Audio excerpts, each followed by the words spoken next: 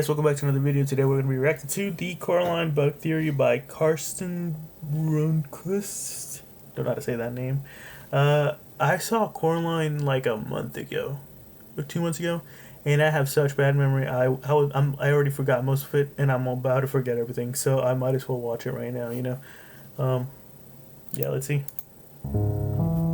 I'm pretty sure most of you have at the very least heard of the 2009 stop-motion animated classic Coraline. Every time I watch Coraline, I get something new out of it, and I seem to gain a new sense of appreciation for just how much this film It was a good movie. It is a good movie. Obviously, there's the creepiness and the beautiful animation, but there were Except storytelling elements that so went weird. above and beyond what most films cared to incorporate. I feel like the ladies were a bit too sexual for the video. I don't know, for the kids movie. Films and not just animated films, because that's just the truth. Many have theorized the details within Coraline and what their darker meaning was, and it's frustrating to hop into a Coraline video over 10 years after its release and try to say something new. But there is an aspect of the film that I feel hasn't been fully touched on, and that's the use of bugs. Coraline is littered with bugs. A lot of people will immediately think back to the iconic final web scene, but then there's also the bug room, aka the room where the door is. Within that room you got bugs for furniture, bug wallpaper, Other Mother eats a bug at one point, but that's not the end of it. In this alternative universe, the dad rides a giant mechanical praying mantis. I remember all this, but I never thought about it. It has dragonfly decorations on top of it that later come alive. Her bedside table has a praying mantis to hold up her picture frame. There are bugs in the shower. At one point there are mosquitoes. She has a small bug hairpin that is worn consistently throughout the film. Ladies and gentlemen, the only car in the film is a Volkswagen Bug. I'll admit, this sounds a little jokey, which it is. I'm pretty sure adding a Volkswagen Bug was a very subtle way of having some fun with the material. But at the same time, for a film like this that puts in this level of detail, I just know all of this was placed here for a reason. Yeah, and it was. It's definitely there for a reason, because everything on that movie is there for a reason. It's a really well thought out movie. Starting with the smaller stuff, let's just talk about the dragonflies. There's this blog post from Emmett Brady that goes pretty in-depth about a lot of this, so I'm going to be referencing it a lot, but dragonflies supposedly in European folklore are referred to as the devil's darning needles. Upon doing some more research, one article states they were also reputed to sew up the mouths of naughty children, hence the devil's darning needles, and make people blind and deaf, eye pokers, and ear cutters, which, just saying, is exactly the kinds of acts done in Coraline. It's the core conflict of the film. Another bug used is the praying mantis, used at first as a photo stand, but later turning evil as it functions as a machine used by the dad to attack Coraline. Mantids are usually looked at as harmless creatures. Sometimes people make music about them.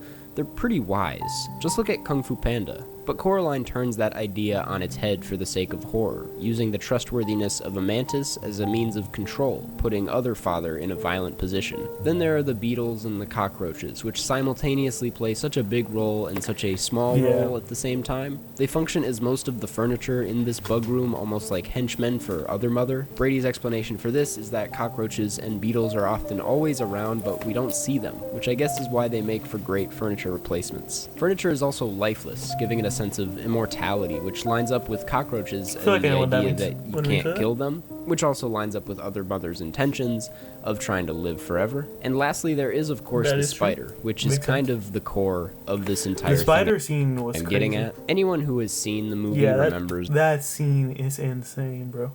Insane.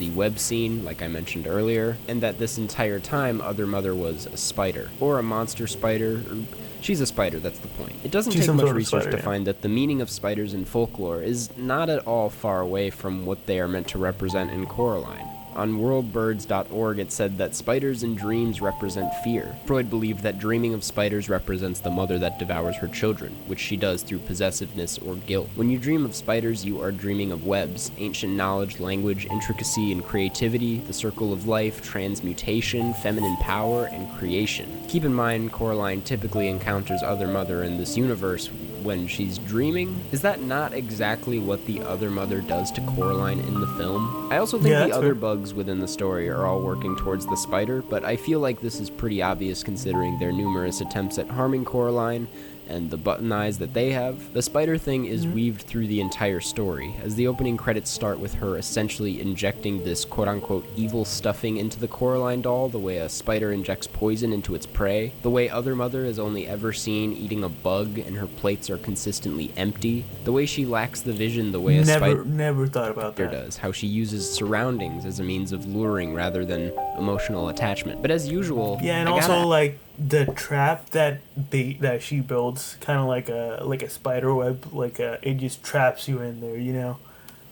Ask why. It's it definitely lures you in. Cool that there are all these creative ways that the film implemented. Because you know how spider webs are really, really pretty sometimes, and it kind of lures you in, and she gets you and she wraps you up and she wants it for herself. But I mean, it's creepy, but there's got to be a cooler reason than that. I do think bugs are weaved through the story to serve a greater purpose, especially when taking into consideration the devouring mother trope. I don't doubt the core theme of the film is about a mother-daughter relationship, but I think it uses the idea of bugs, prey, and power dynamics as a means of driving that idea home. Coraline is, in a sense, a movie about control. The way a dog owner can still own their dog in the afterlife, the way an abusive relationship and work schedule can own Coraline's father, the way humans take control over animals through banana slug hunting or through circus mice, or even the way humans take control over other humans, using a spider and its easily manipulated prey, the bug, Coraline, as a means of conveying that. There's a small moment in the film that never feels fully explained or expanded on, but that leaves me with an eerie feeling.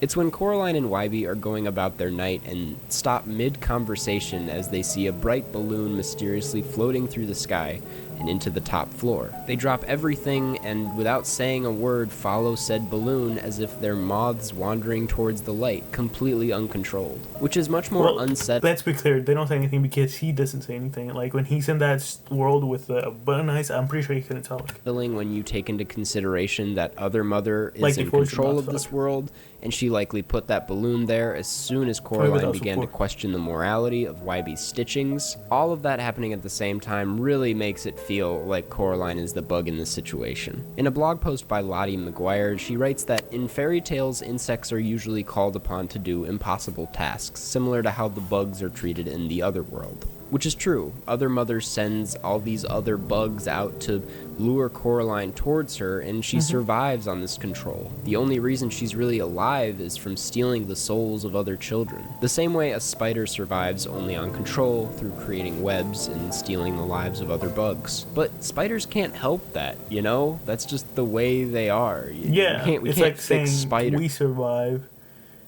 through the souls of the animals we eat. Which I think is the same case for someone as abusive as Other Mother. Whereas Coraline's real mom is just emotionally neglectful, Other Mother loves Coraline, not for Coraline, but for herself, in an insecure, validating way. Which is crazy when we recall the beginning where Other Mother refills Coraline with bad stuffing, and that introduces another horror within the film, that Coraline is inherently her mother. But that's not to say the film doesn't end victorious in some way, as Coraline throws the hand down the hole and kills the Other Mother as well as the doll. I think it's also worth quickly mentioning that Coraline's real mother is specializing in gardening, which further proves the point that if she's studying or examining bugs and the way they interact or even disrupt her environment, the garden, that's almost the exact same way Other Mother looks at Coraline, as a disruption or something to be used rather than loved. But to wrap things up, I can admit that there isn't some secret subplot with bugs that I wish existed. I want to say it's a secret subplot, where maybe the cockroaches have a backstory we don't know about. But I do think bugs are a crucial part of what this film wants to say, that power dynamics within nature, no matter how minuscule,